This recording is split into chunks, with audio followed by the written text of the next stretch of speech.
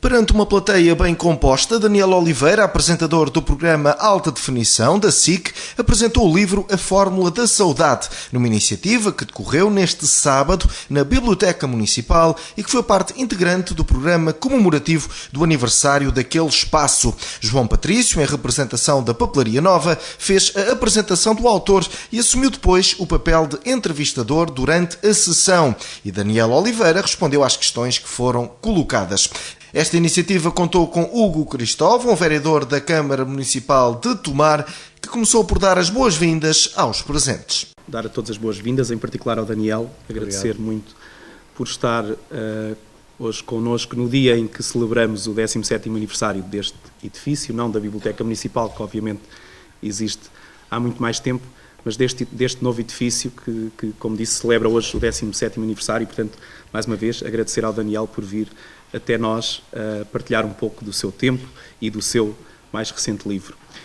Aproveitar também para agradecer à Papelaria Livraria Nova, que connosco vai realizando estas parcerias e com isso também conseguindo assim abrilhantar um pouco mais este espaço, desde logo do auditório desta biblioteca. Agradecer ainda também ao Simão e à Maria e à Canto Firme, institucionalmente, que estão sempre disponíveis para improvisar aqui um bocadinho connosco. Ele diz que não é cantor nem pianista, mas na verdade brilhanta sempre um pouco. E depois de ter improvisado com a Simone na última feira do livro, acho que colocou a fasquia algo alta e, portanto, estamos sempre ansiosos pela mais recente improvisação. E, por fim, como disse, num dia em que celebramos o aniversário deste espaço, não poderia deixar também de deixar uma palavra para os funcionários, para aqueles que no dia-a-dia fazem deste espaço aquilo que é um espaço à disposição dos tomarenses e todos os outros, e com isso, naturalmente, dizer que estamos sempre disponíveis para estas e outras iniciativas. A biblioteca é de todos e está, naturalmente, ao serviço da comunidade e, portanto, proponham, sugiram, critiquem, que é para isso que cá estamos. Vamos, naturalmente, àquilo que nos trouxe cá hoje, desde já. Quando a livraria me convidou para eu vir aqui apresentar o livro, eu lembrei-me logo do programa Alta Definição. Bom, depois desencorajaram-me e disseram-me, nem te metas nisso. Mas depois, como li que o Daniel tem algo a ver com o Gil Vicente, parece-me que é em 15º grau. Neto em 15º grau, sim. Neto em 15º grau. Mas é verdade. Está comprovadamente. E o Gil Vicente, no monólogo do Vaqueiro, também disse, está feito. Olha, e eu também, pronto, está feito. Vou ali buscar uma cadeira e vou fazer um bocadinho do Alta Definição. Bem-vindos ao Alta Definição. Hoje o entrevistador passará a ser um entrevistado. E aqui está como está, sem maquilhagem, no Alta Definição. Daniel Oliveira está hoje aqui como escritor para nos falar do seu novo livro. Contudo, porque estamos perante um dos melhores entrevistadores da televisão portuguesa, o que com certeza alguns de nós gostaríamos de saber também é até que ponto a sua categoria como entrevistador influencia, por exemplo, no sentimento emotivo expresso no choro e na alegria dos seus entrevistados. Há aqui pessoas que dizem que não saem de casa sem ver o programa Alta Definição. Eu posso comprovar, a pessoa pode dizer quem é. É aquele senhor. Pode levantar o braço. Não sai de casa sem ver o programa Alta Definição. Boa tarde, Daniel Oliveira, já disse. Boa tarde. Bem-vindo à Terra Templária. Eu sou João Patrício, professor de História em Tomar.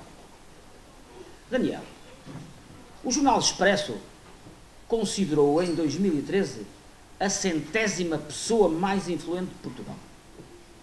O nosso entrevistado de hoje é autor, entre outros, do programa de entretenimento mais premiado na história da televisão, Os Incríveis. Considera-se repórter, escritor, já vai no 7º livro, jornalista, produtor, apresentador, diretor da SIC Caras e claro, autor e apresentador deste programa, e também autor e coordenador da Fama Show. Contudo, Daniel Oliveira, assim nunca aconteceu perder-se no caminho da fama. Podia ter-se perdido. Boa tarde a todos, obrigado pela introdução. Está muito bem, eu, se estiver doente pode ir substituir-me no alta definição. Agradecer também ao Sr. Vereador da Câmara de Tomar, agradecer a todos os presentes, à Livraria Nova. É um prazer de facto estar aqui e ter esta recepção, posso partilhar convosco, nunca tive uma recepção assim para a apresentação deste livro. Não fugindo à pergunta, eu acho que o facto de ter sempre, para já de ter começado muito novo, eu comecei a trabalhar profissionalmente com 16 anos, por fruto de um jornal que eu próprio criei, com 13, e que me dava pretexto para eu entrevistar as pessoas conhecidas da televisão. E isso deu-me acesso, na altura, à SIC. Houve quem reparasse nas entrevistas e me chamasse para colaborar com o canal, tinha 16 anos. E, portanto, eu desde muito novo que prestei atenção aos detalhes das pessoas que trabalhavam diretamente comigo. E sempre dei tanta importância a uma pessoa que filmava como a que apresentava. Sempre dei tanta importância à pessoa que preparava o estúdio para que o apresentador chegasse como ao apresentador. E isso deu-me uma noção da real dimensão das coisas e de relativizar muitas vezes isso que é tido como fama, que pode criar uma falsa ilusão de fascínio nas pessoas. E sempre tive essa noção e sempre procurei relativizar quer os elogios, quer as críticas, ouvi-las, mas colocá-las em determinado sítio. Certamente que há muitas pessoas que me atribuem qualidades que eu não tenho, que me atribuem méritos que eu muitas vezes não tenho, ou não tenho na intensidade que as pessoas veem, e também não terei defeitos que muitas pessoas também podem apontar vendo o meu trabalho na televisão. Portanto, tendo essa noção, eu procuro ter esse equilíbrio de considerar que tudo isto é muito efêmero, esta coisa de sermos reconhecidos, e, portanto, não subjugar o meu trabalho a essa condição de ser conhecido ou não. Eu continuaria a fazer aquilo que faço, mesmo que não tivesse reconhecimento para tal. Isto é, o que me dá verdadeiramente gozo a fazer televisão, a fazer livros, é provocar qualquer coisa no outro, gerar qualquer coisa, alguma emoção no outro. E eu filo muitas vezes sem estar a aparecer na televisão, e faço muitas vezes sem aparecer na televisão. Mais de 50% do meu trabalho não é visível.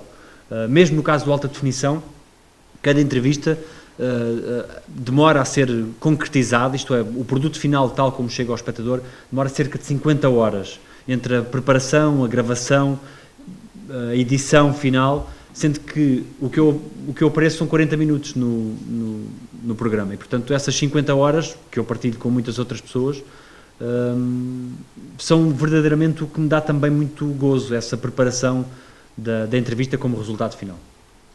E portanto, tendo por base estes pressupostos, seria fácil perder-me, mas tendo sempre esta consciência da real importância das coisas, creio que isso nunca aconteceu. Pode haver, sobretudo no início, e para quem é mais novo e começa a trabalhar em televisão, o ego tende a inflar de alguma forma, mas se aconteceu foi apenas circunstancial e rapidamente fiquei no trilho que eu considero o mais correto. Daniel, já respondeu com certeza à pergunta que lhe vou fazer a seguir. Como se sente como homem, sabendo que é uma pessoa com uma projeção muito abrangente? Verdadeiramente, há uma responsabilidade que advém daí, mas eu acho que advém também da nossa própria responsabilidade, sejamos pessoas mais ou menos conhecidas, que tem a ver com a capacidade de influenciarmos aqueles que nos são mais próximos e aqueles que nos veem e que nos ouvem. E, portanto, eu procuro que na minha ação pública eu possa influenciar positivamente as pessoas que são influenciáveis. O alta definição é muito visto por pessoas mais novas, não só, mas também. Eu procuro que o programa também transmita uma série de valores que eu considero que são importantes para a formação de qualquer pessoa, e também no domínio do alta definição procurar ter temas que de alguma forma acrescentem alguma coisa aos espectadores, que não seja meramente uma entrevista sobre o lançamento de um disco, por exemplo, mas que possa trazer algo mais, que possa trazer visões alternativas da mesma realidade, porque nós tendemos a criar uma ideia sobre as pessoas que vemos na televisão ou no espaço público, e esquecemos que muitas vezes há muito mais do que uma verdade, e a verdade tem muito mais ângulos, e são esses ângulos que eu procuro quando entrevisto alguém que, no domínio de um programa de entrevistas de entretenimento, eu possa falar sobre psicologia, possa citar Fernando Pessoa, possa falar sobre política, sobre sociedade, num registro que pode ser mais ritmado e que pode chegar a um público mais novo, pode ser atrativo para um público mais novo, mas que tenham temas que sejam complexos para um público mais que quer estar mais bem informado, e portanto isso eu também transporto para a minha vida, procuro trazer alguma utilidade naquilo que faço. E prometo que não lhe faço mais nenhuma pergunta sobre a alta definição, mas esta tem que a fazer. Sim. No seu alta definição, como é que consegue atingir incisivamente com questões de caráter pessoal aos seus entrevistados, de maneira que eles tenham reações emotivas de alegria ou de sofrimento? Eu acho que há várias variantes para a mesma resposta, mas eu acho que as pessoas se definem muito pela forma como apreenderam ou apreendem os momentos que são fraturantes das suas vidas. Acho que é nesses momentos verdadeiramente de superação que nós nos definimos e que muda de facto alguma coisa em nós. Portanto, a evocação desses momentos numa entrevista que é pessoal tende a que a pessoa se possa comover, ainda que não seja esse o objetivo central do programa, ao contrário do que muitas vezes pode fazer crer. Acontece que a emoção consubstanciada em lágrimas tende a ficar mais na memória das pessoas do que uma entrevista em que isso não acontece. Diria até mais, alguns vão discordar, é impossível, mas eu já fiz as contas, na maior parte das entrevistas do Alta Definição as pessoas não choraram. E algumas das melhores entrevistas as pessoas não choraram. O choro é apenas uma consequência, mas não é o instrumento em si. O que nós queremos é uma conversa que seja boa e que traga de facto alguma utilidade, e em que o entrevistado trilhe caminhos que não trilhou antes. E isso também acontece porque a preparação é um dos vetores essenciais na minha atividade. A preparação da entrevista, de ler todas as entrevistas que há disponíveis sobre essa pessoa, ter uma pesquisa intensa e intensiva sobre a personalidade em questão, não só para ver o que ela disse, mas sobretudo para ver o que ela não disse, porque há muitas realidades que estão nas entrelinhas, que estão nas costas das palavras, que eu procuro muitas vezes. Porque é que alguém numa entrevista fala recorrentemente da mãe e nunca fala do pai? Porque é que isso acontece? Eu podia facilmente falar da mãe porque sei que isso é um tema que a pessoa gosta de falar, mas haverá alguma razão para que a pessoa não fale do pai, por exemplo? Estou a dar um exemplo genérico. E depois havia dois tipos de abordagens possíveis. Um deles era perguntar porque é que nunca fala do seu pai nas entrevistas? Isso para mim é o que eu procuro não fazer, porque isso seria demasiado intrusivo para o convidado. Mas se eu perguntar porque é que fala tão recorrentemente da sua mãe,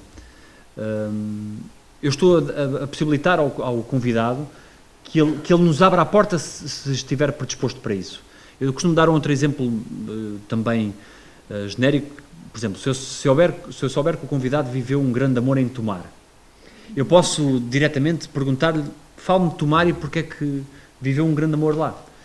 A pessoa pode não querer falar sobre esse momento da sua vida, mas se eu perguntar o que é que Tomar tem de especial, eu possibilito que a pessoa vá por ela ao tema que eu preparei, portanto que eu sei de que é que se trata, mas procuro sempre que a conversa seja muitas vezes conduzida pelo entrevistado, que seja ele a abrir as portas e que não sejamos nós a arrombar essas portas. E isso faz com que a pessoa esteja mais predisposta e que perceba que os nossos interesses são benignos. O nosso interesse é benigno na realização daquela entrevista.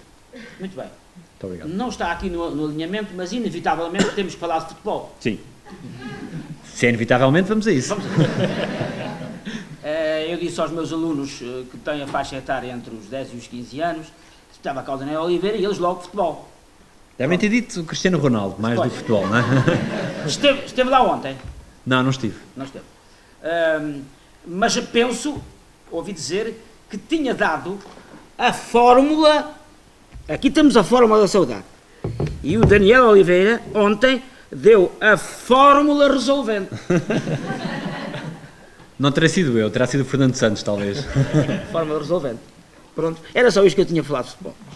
Muito bem. Vamos agora ao livro. Muito bem. Inevitavelmente teremos que falar do seu último livro, mais um sucesso. Tem ideia de quem são os seus leitores?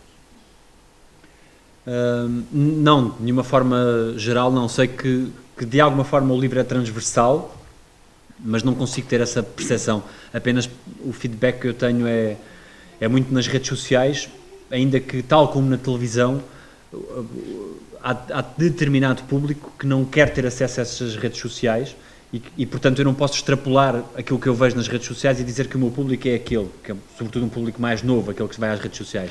Há um outro público, aliás, esta sala hoje, isso é paradigmático daquilo que eu vou dizer, que é um público mais adulto e, portanto, isso também me deixa satisfeito que o livro possa tocar esses diferentes estratos da sociedade. Muito bem. A Fórmula da Saudade, este romance que nós hoje aqui temos, é um romance que cruza factos históricos, factos da história de Portugal, com uma história de amor dos seus avós paternos, grandes avós. Daniel, faz sentido para si a palavra avó em inglês ou francês, grande mother e grande mère? Faz todo o sentido. Aliás, gostaria muito que Portugal também adotasse na sua língua essa designação, porque é de facto isso que quer dizer muitas vezes uma grande mãe ou um grande pai. Porque os avós são também isso e no meu caso foram também isso. E foi também por isso que eu quis escrever este livro, como forma de homenagem aos meus avós, sobretudo à minha avó que ainda é viva, e o meu avô faleceu em 2011, mas eu desde sempre me lembro de ouvir esta história, a história de amor que os uniu. E portanto quis de alguma forma, e também porque passam 60 anos sobre o acontecimento central, que é a ida do meu avô para a Índia, na altura com enclaves ainda como território nacional, e portanto eu quis escrever esta história como homenagem a eles, sobretudo para mostrar essa força que eles tiveram, o facto de terem sido grandes naquela altura e durante toda a sua vida, e foi por isso que eu decidi escrever, e isso faria para mim sentido essa designação, porque eles de facto foram grandes, e só com uma investigação mais apurada como aquela que eu fiz para a concretização do livro, não que eu não tivesse essa ideia, mas fiquei com uma ideia mais precisa sobre essa grandeza, aceito essa designação. Muito bem. Por aquilo que li, o seu livro, desde o 31º capítulo, praticamente do meio até ao final, relata toda a queda, o início da queda do Império. Sim. Foi, portanto, 1958, 1961... 54. 54. 54. Depois deu-se a queda do Império por volta de 61. Ora bem, o que é que me faz lembrar? Diz o poeta, cumpriu-se o mar e o Império se desfez. Senhor, falta cumprir-se Portugal. Ou, qual é a fórmula para chegar à Índia que ainda não achamos? Estamos em Tomar, Festa dos Tabuleiros, Espírito Santo, Quinto Império. Daniel, dê-nos uma fórmula para sairmos da crise. As eleições são só para o ano. Acho que eu não sou extremista em nenhum dos pontos, isto é, não acho que a culpa esteja só em quem nos governa, nem as virtudes só em quem é governado. Acho que muitos de nós também temos responsabilidades em algumas coisas.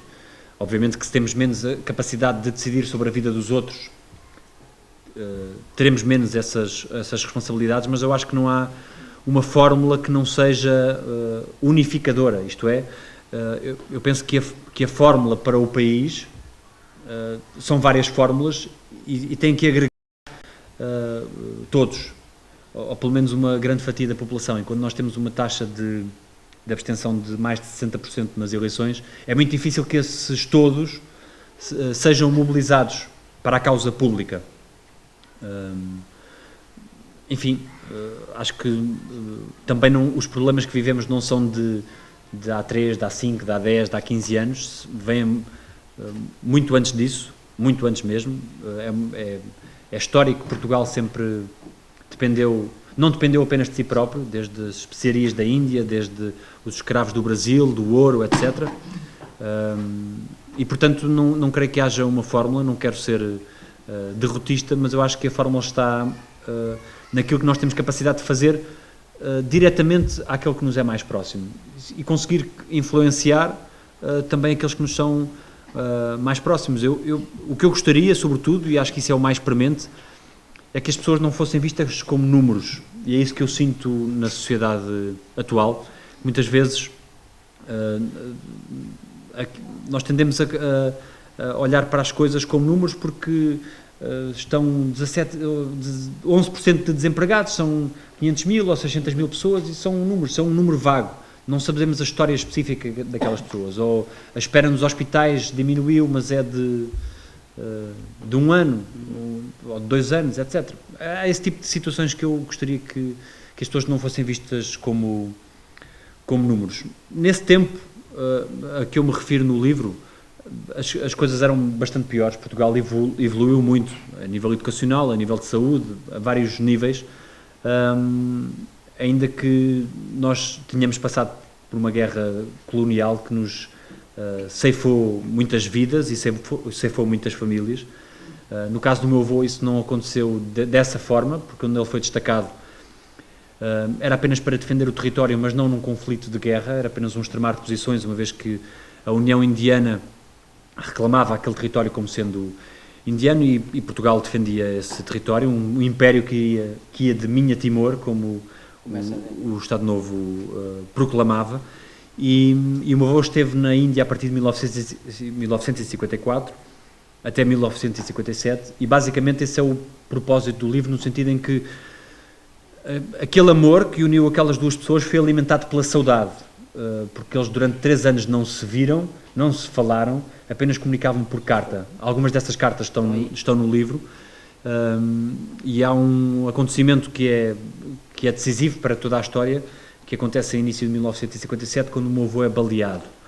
E é baleado de forma muito grave, e escreve à minha avó, passado uns dias, dizendo-lhe que ela siga a sua própria vida, que ela não estará em condições de lhe dar a vida que sonhou para ambos, que o amor de ambos justificava, e pede-lhe que ela siga a sua própria vida. E ela responde-lhe, e é essa resposta que vai determinar toda a minha história, toda a história do amor deles, e que está no livro. O Alta Definição está quase a chegar ao fim, e eu ainda tenho... Este, o outro não. Este já está quase a chegar ao fim, e eu ainda tenho uns minutos para dizer, o Daniel Oliveira, perante o país, o que é que dirá às pessoas para comprarem um livro? Eu direi que, enfim, eu não quero convencer ninguém a comprar o livro, no sentido em que eu gostaria que as pessoas sentissem que têm o apelo de comprar, não comprar porque eu os convenci a fazê-lo. Mas já agora, aqui vai. O livro fala sobre este sentimento tão português que é a saudade, e que tem muito pouca correspondência em outras línguas. Em castelhano há noranza, que é qualquer coisa como nostalgia, em inglês há longing, que é também a mesma coisa, em alemão Sehnsucht. São sentimentos que chegam perto, mas que não definem aquilo que é a saudade. E para mim a saudade, e foi isso que eu procurei com este livro, é um sentimento que está em nós muito mais do que aquilo que nós percepcionamos muitas vezes. Eu tenho saudades, e nós todos temos saudades, de momentos da nossa infância que ficaram de alguma forma guardados no tempo. É a saudade que os resgata e que os traz de novo à realidade. Também quando nos morre alguém, eu procuro dizer e confortar aqueles que me são próximos quando isso aconteceu perto de mim. O que se perde eventualmente, e é muito, na relação com essa pessoa é o futuro. É o futuro em convivência com aquela pessoa. Porque o passado nunca se perde. O passado nunca se perdeu. O passado em convivência com aquela pessoa. Aquilo que nós vivemos com alguém ficará sempre que a saudade o permita. E, portanto, é a saudade que muitas vezes nos define e nos traz de volta aqueles que partiram e que nos traz de volta o eu que já deixámos algures pelo caminho e que nos traz de volta também esses momentos que nos são muito particulares. É também sobre essa saudade que eu procurei falar neste livro, uma saudade que é uma saudade boa, uma saudade daqueles momentos que nos sabem bem. Dificilmente teremos saudade de algo que nos é doloroso e, portanto, ainda que a saudade seja angustiante pela forma como evoca momentos que são irreversíveis e que já não voltam mais, a sua evocação também quer dizer que alguma coisa de importante essa saudade tem nela inscrita e nos traz de volta ao presente. Este livro parte do pressuposto de uma entrevista em que eu estou a entrevistar uma apresentadora de televisão e, portanto, a evocação constante e a manipulação constante que a entrevistada tenta fazer ao entrevistador faz com que ambos evoquem esses momentos que são de saudade. Obviamente que estes momentos, as saudades não se passam de uns para os outros, cada um tem a sua própria, e portanto estas saudades, muitas das que aqui estão, são as minhas. Mas o que eu gostaria era que as pessoas, ao lerem o livro, mesmo que não tenham vivido muitas destas coisas que o livro retrata, coisas como, no meu tempo, não sei se, acho que é mais ou menos comum, as meninas jogavam muito ao elástico, os meninos jogavam muito ao futebol, muitas vezes com 2 pedras a fazer de baliza, enfim, jogava só lenço, mais as meninas, mas os meninos também. Sei lá, no meu tempo, nos cafés, eu lembro-me de muitos idosos a jogar à moeda, e de nós também jogarmos à moeda com eles, se eles nos deixassem. De alguns saírem um bocadinho trocados do café. Se calhar também é comum essa imagem para algumas pessoas. Há certos momentos que nos ficam por alguma razão que nós não descodificamos.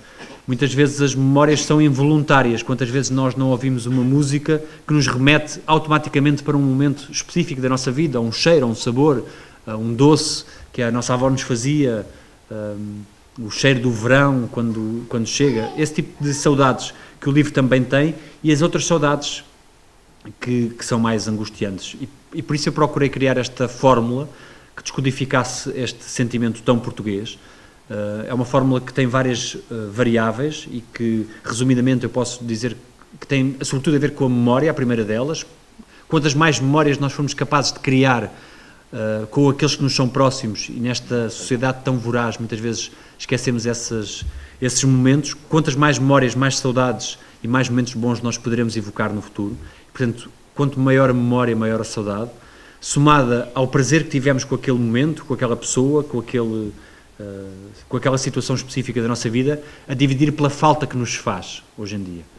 Nós temos, sobretudo, saudades de coisas que aconteceram há mais tempo do que uma coisa que nos aconteceu ontem, e, portanto, muitas vezes não temos saudades da pessoa que está ao nosso lado até o momento em que ela deixa de estar ao nosso lado. Portanto, esse prazer a dividir pela falta, multiplicando pelo amor que temos por esse momento, por essa pessoa que nós fomos, por essa pessoa que já não está, somada também ao tempo e à distância a que estamos dessa situação em particular.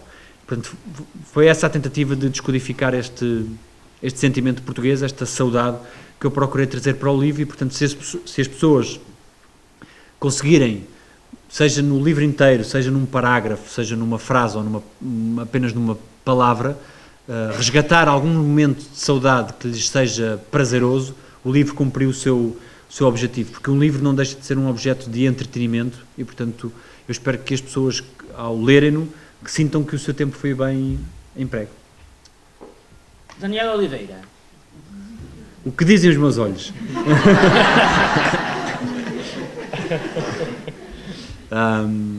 Os meus olhos dizem que eu sou metade futuro, ainda porque o presente é sempre uma coisa que já aconteceu, ainda agora acabou de acontecer, o presente, portanto está sempre a acabar de acontecer, e portanto nós somos muito de futuro, mas no meu caso eu sou também muito de saudade, E eu acho que é muitas vezes, ou muitas vezes não, é sempre o passado que nos dá orientação para o futuro. Estão no passado muitas das soluções que nós procuramos para o nosso próprio futuro. E muitas vezes ignorar o passado é ignorar também as possibilidades que o futuro nos dá. E, portanto, eu sou metade futuro e metade saudade.